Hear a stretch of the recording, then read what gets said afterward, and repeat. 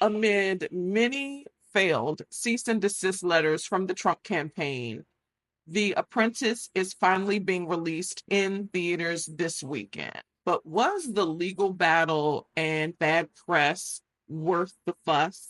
I gotta say, The Apprentice is just okay. It comes off very formulaic, but the performances elevate the film in many ways.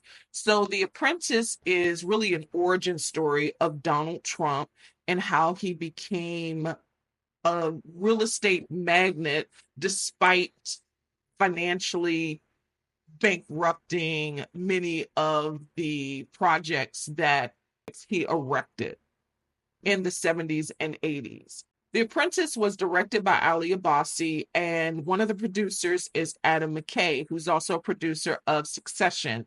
It had some of the elements of Succession, but I don't think it pulls it off as well as Succession. Again, this is an origin story of Donald Trump and how he became an apprentice, really, of Roy Cohn, who was a political hitman. He was the political advisor of Senator McCarthy and really the architect of McCarthyism. This is that origin story. It shows Trump as inept and frigid and afraid to really go after what he wants because he feared his dad. But Roy Cohn instilled in him that the truth doesn't matter and getting ahead of it with the press mattered more than even facts, and to always have some dirt on your rivals. And even if you don't have the dirt, allude that you have the dirt. It doesn't show anything that we don't already know, but I think the performances really do elevate the material because the story in and of itself was weak to me because it just felt like recycled information we already know. But I think that what Sebastian Stan does as Donald Trump, in many ways, not the Trump now, the 79-year-old Trump, but Trump in his 30s, how he became an attack dog of his rivals, and how the press was just fascinated by him. And he really was a media darling, and that helped create who he is now, along with Roy Cohn. Maria Bakalova plays Ivana Trump. I think she does a decent job. There isn't a lot that people that this era, I'll say, know about Ivana. You'd have to go to old clips. I don't think it matters because Maria is such a good actress that doesn't really matter. I think that she just does a good job as Donald Trump's trophy wife, really. The best performance for me was Jeremy Strong.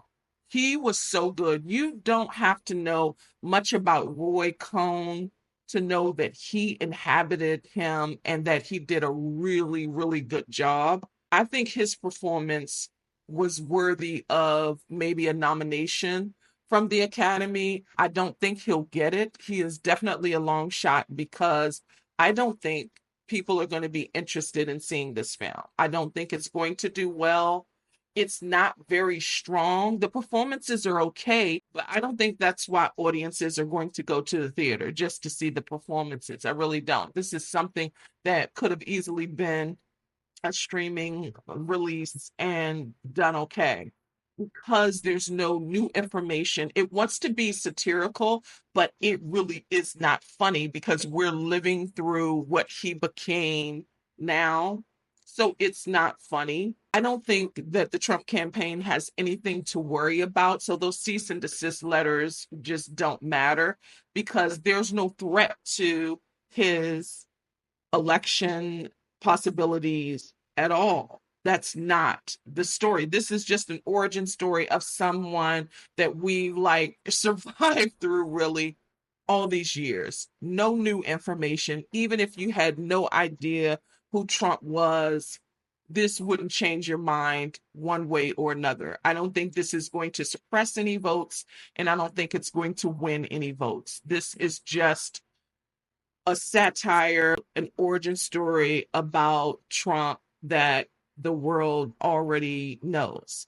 No new information. I think what Sebastian Stan does with the mannerisms, how he towers and hangs over because he's so tall, Trump, because he's so tall, like the inflections and the slight lisp that he has, the pursing of his lips, like he gets that. But sometimes I found that it seemed like he wanted to pull that off more than actually just living the story, living the character. I think he concentrated so much on the physicality of Trump that he was, I think, distracted from just telling the story and letting the character breathe. It's a really paint by numbers performance of a biopic. It didn't breathe new life into information we already know. It's okay. What hurts it most is that the script, the story is just weak because it wasn't refreshing in any way.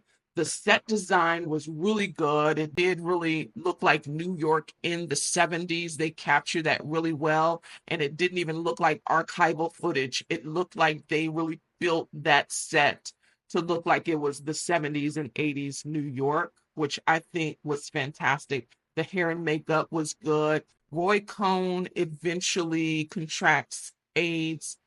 Development of the character that Jeremy Strong delivers, I thought was really, really strong. I thought he did a fantastic job. He always does. Such a character actor and thespian. He does a really good job here. If you're someone who's looking for a good performance, that would be a reason to see it. But if you are looking for some new information, an entertaining story, or you just want to learn more about Trump, this isn't the movie. At any rate, The Apprentice is currently in theaters this weekend.